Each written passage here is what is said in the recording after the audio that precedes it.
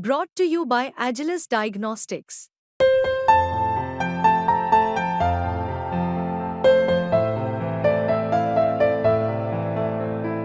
Agilus Diagnostics.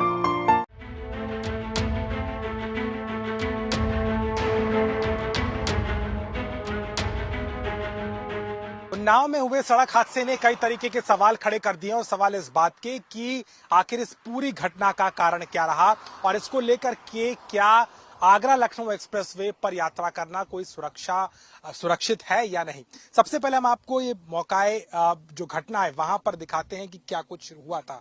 इस वक्त की तस्वीर आप देखिए, दोपहर हो चुकी है और यहाँ से जो है वो मलबा और जो गाड़ी थी वो हटाई जा चुकी है, लेकिन ये जो कलपुर्जे, ये जो बस के यहाँ पर क्षतिग्रस्त पार्ट्स नजर आ रहे हैं वो आपको बताने के लिए काफी हैं कि किस स्थिति और कितनी स्पीड में ये बस रही होगी जिसने इस पूरी घटना को अंजाम दिया। तस्वीरें आप देखिए किस तरीके से यहाँ पर कांच के टुकड़े, बोतलें, तमाम चीजें यहाँ पर पड़ी हुई नजर आ रही हैं जो उसी बस के यात्रियों की है जिससे ये हादसा हुआ है। सबसे बड़ा सवाल यही आ रहा है कि क्या बस पूरी तरीके से अनियंत्रित हो गई, क्या ड्राइवर को इस बात का आकलन नहीं रहा कि किस तरीके से ये बस चल रही है, और इसको लेकर के ही सबसे बड़े सवाल खड़े हो रहे हैं। पहले हम आपको तस्वीर दिखाते हैं इस आगरा लखनऊ एक्सप्रेसवे पर। ये 247 किलोमीटर का पॉइंट है। यहाँ पर आप देखिए ये जो 3 लेन है, जो बीच की लेन है उस पे कार चलती हैं जिसकी क्षमता, जो स्पीड का मानक है वो 100 किलोमीटर प्रति घंटा है। और दूसरी तरफ अगर आप कोने की तरफ देखेंगे, जो उधर की तरफ है रेलिंग के पास की जो लेन होती है वो ट्रक और बसों के लिए होती है, जिसको 80 किलोमीटर अधिकतम स्पीड जिसके लिए बताई जाती है। और ये जो लेन है ये ओवर स्पीडिंग लेन है, यानी कि अगर आप किसी को ओवरटेक करना चाहते हैं तो ओवरटेकिंग लेन इसको कहा जाता है और इससे ओवरटेक आप कर सकते हैं। अब मैं आपको थोड़ा यहाँ तस्वीर दिखाता हूँ। बताया जा रहा है कि जो ट्रक था, वो जो मिल्क कंटेनर था, वो भी इसी लेन पर रहा और वो उसकी रफ्तार कम थी, लेकिन जो बस थी उसकी रफ्तार इतनी तेज थी कि जब उसने यहाँ पर इस मिल्क कंटेनर को हिट किया है उसके बाद सीधे जाकर के यहाँ पर वो टकराई है।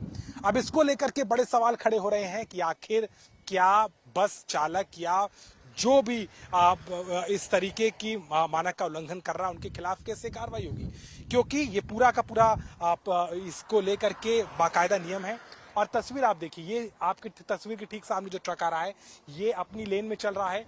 80 अधिकतम स्पीड हो सकती है और अभी इसकी स्पीड आप देखिए 60 से 80 के बीच ही है, बहुत तेज इसकी रफ्तार नहीं है। यही मानक ट्रक के साथ साथ बस के लिए भी है। अब हम आपको दूसरी तस्वीर दिखाते हैं, जो दूसरी गाड़ी आ रही है। ये देखिए, ये जो कार निकली है इस कार की रफ्तार 100 किलोमीटर के आसपास है। इस रफ्तार से कारें या छोटे वाहन चल सकते हैं जिनको परमिसिबल होता है, लेकिन अगर कोई बस इस रफ्तार के आगे जा रही है, यानी कि 100-120 किलोमीटर कम से कम रही होगी, तभी इतनी तेज ये बड़ा हादसा यहाँ पर हुआ है, जिसकी तस्वीरें आप देखिए बता रही हैं कि किस रफ्तार से ये बस चल रही थी। इसको लेकर के हालांकि अब जो है कार्रवाई आगे चल रही है। जो घायल है उनका उपचार इस वक्त जिला अस्पताल में चल रहा है। कुल 18 लोगों की इसमें मौत हो गई है और इसके साथ ही साथ 2 दर्जन से ज्यादा घायल बताए जा रहे हैं। इसको लेकर के बड़े सवाल उठ रहे हैं कि आखिर इस हादसे को लेकर के कौन जिम्मेदार है। अखिलेश यादव समाजवादी पार्टी के जो अध्यक्ष हैं, सांसद हैं, उन्होंने सीसीटीवी को लेकर के सवाल खड़े किए हैं, क्योंकि इस पूरे इलाके में आसपास कहीं कोई सीसीटीवी नहीं होता। इसके अलावा हाईवे पुलिस कहाँ थी, इसको लेकर के भी सवाल खड़े किए जा रहे हैं। हादसे के बाद जो स्वास्थ्य की सेवाएं, जो एम्बुलेंस है वो पहुंचने में भी देर हुई, उसको लेकर के भी सवाल हो रहे हैं। और सबसे बड़ा सवाल यही है कि आखिर ओवर स्पीडिंग, या अगर आगरा लखनऊ एक्सप्रेसवे पर इस तरीके के अपने आप में बनाए गए तेज रफ्तार के हाईवे पर अगर इतनी तेज रफ्तार से गाड़ियां गुजरेंगी और अगर मानक का ध्यान नहीं रखा जाएगा तो ऐसे ही हादसों की तस्वीरें बार बार दिखाई दे सकती हैं। पूरी तरीके से ये जो पूरा हादसा, ये जो पूरी घटना है, ये तमाम सवालों को खड़े कर रही है। और इसको लेकर के भी जितने भी यात्री, जिन परिवारों ने अपनों को खो दिया और जिनका इलाज इस वक्त चल रहा है, वो भी अपनी अपनी कहानी, अपनी दास्तान बता रहे हैं कि कैसे इस पूरे हादसे के वो शिकार हुए।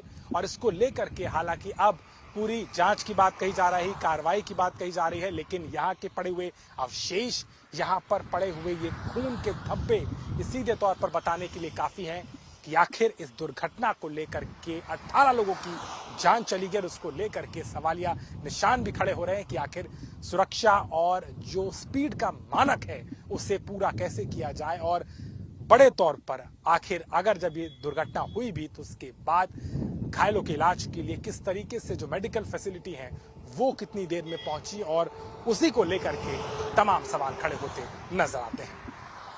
और नाव से कैमरा में संदीप के साथ अभिषेक मिश्रा, यूपी तक।